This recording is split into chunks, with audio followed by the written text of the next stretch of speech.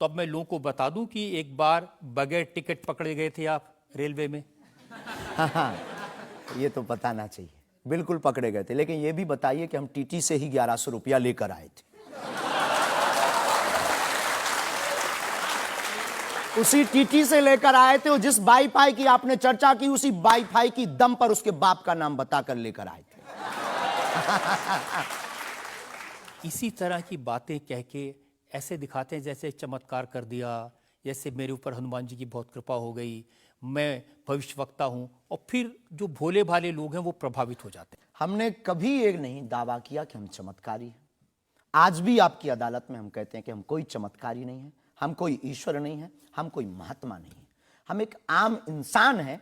लेकिन हमारी अपने इष्ट के प्रति आस्था, ऋषि परंपरा के प्रति आस्था है, जो महर्षि वाल्मीकि से पत्र दरबार की महिमा चली है, उस महिमा का हम अनुकरण करते हैं, और उस आस्था में उलझनों में का रास्ता मिल जाता है, तो उसे आप चाहे चमत्कार मानिए अथवा फिर आप अपनी बुद्धि से जो जिसने जो जाना वो हमें माना। देखिए शास्त्री जी, बहुत सारे ऐसे लोग हैं, गरीब हैं, परेशान हैं, बीमारियों से थके हारे हैं, डॉक्टर से आशा छूट जाती है, हॉस्पिटल से आशा छूट जाती है, वो आपके पास आते हैं, वो सोचते हैं यहाँ इलाज मिलेगा। किसी का बच्चा बोल नहीं सकता, किसी का बच्चा चल नहीं सकता, वो लोग बड़ी आस्था विश्वास लेके, जो मैंने जानकारी हासिल की, वो आते हैं, सोचते हैं कि यहाँ से शायद उन्हें कोई रास्ता दिख जाएगा, और उन्हें मिल जाता है। जो आते हैं श्रद्धा पूर्वक आते हैं। देखो, जिंदगी में अगर वो परेशान है और डॉक्टर से परेशान होकर के या कहीं से भी निराश होकर के आया और उसे कुछ मिले ना मिले, हम ये तो नहीं कहते, जिसकी जितनी निष्ठा उसको उतना हमारे बागेश्वर बालाजी के दरबार में मिलता। और अगर नहीं मिलता, अगर उसे जीवन जीने की अगर डांडस और सात्तावना मिलती है, तो क्या ये भी कम है?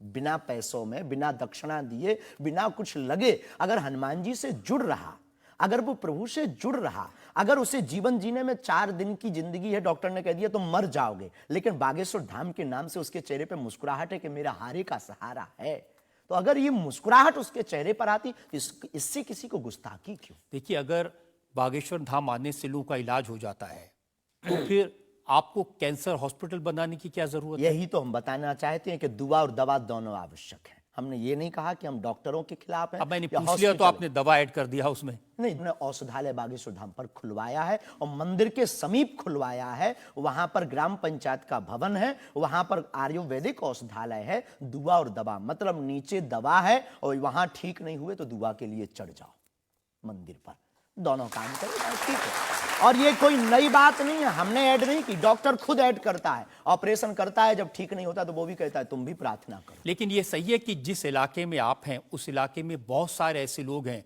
जो इसी तरह पर्ची निकालते हैं, जो इसी तरह दुआ की बात करते हैं। पूरे भारत में ऋषि परंपरा के अनेक लोग हैं, बहुत लोग तो नहीं कह सकते, पर अनेक लोग पूरे भारत में हैं, और केवल हमारे इलाके में नहीं, पूरे भारत में।